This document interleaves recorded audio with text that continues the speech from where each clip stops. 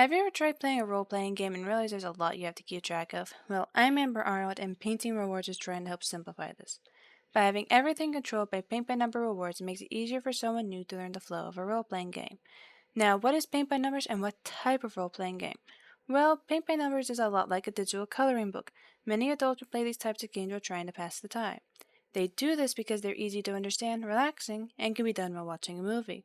Now, the type of role-playing game I'm talking about is a turn-based game. On the screen, I have examples of what need to be considered before every move. Examples such as a memo of 5 menus, each with as many options of their own, health of every creature on the screen, and the attack turn order. Now, how does Painter Rewards help simplify this? Well, most of these menus get condensed into one easy-to-read screen. If you look at the image on the top, you can see each option and a clue of what area to color in. On the left is the color option, and most of the menu is the coloring board. As you color the board, the picture will begin to reveal itself to you. Here is my functioning prototype. I'm going to start by coloring in the green section on the left. Now if you were to look into the upper right, you can see trees next to a sword on top of a green background. This is to help symbolize that what I'm currently doing is going to become an attack right here in a second. Now I'm going to attack the Fae for about a third of their health. Next they're going to attack me for a sliver, and then the Revenant, the other enemy, will also attack for a sliver. Now while I set up to attack the Revenant, if you were to look in the area I'm currently coloring, you can see that the background is blurry. However, once I finish coloring it, the area will clear out. I did this because it will slowly reveal the image without using too many buttons. Anyone who has played a paint by numbers game would realize that this isn't typically how they look. I made some minor changes to fit with the bigger buttons and to make it easier to recognize what each section does. Now what I'm doing is filling out a defense area. Currently I'm about half health and the next attack is going to hurt for a lot. Right here in a nice long second.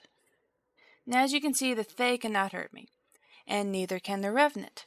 You can also see some problems I came across while creating this prototype. Next I'm going to use a potion. This will help fill my health up to the max.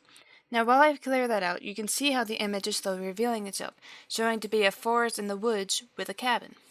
Now my character is going to do a little dance and get to full health. Then the Fae is going to miss their next attack. However, the Revenant will not. Now as I fill out for the next attack, I'm going to talk about the image. The image is of a cabin in the woods at night. This is to help represent the scenery where the fight is currently taking place. Ideally, the fight would also be at night, but this fight took place at a different time of day.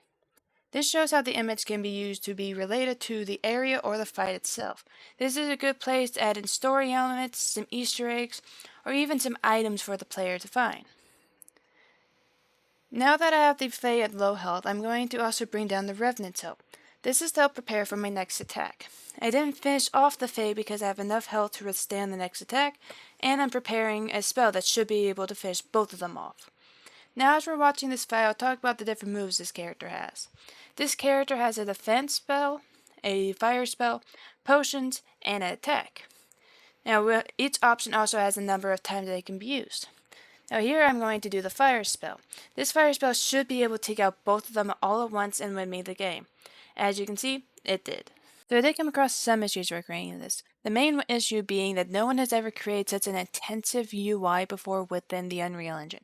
Almost all of this right here I had to figure out how to create on my own because there's no tutorials out there for them. And then we have the fact that these are all made out of buttons. Well, buttons cannot be added to an array or a group without a function putting them in there.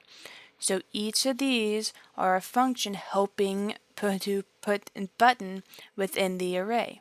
For an example, here is one of the functions. If we were to look at one, so this is the button itself, this is the group that the button is getting added to, and this is the section on the picture that it's getting added to. This helps make it so that we can make the background less blurry and you can actually see it.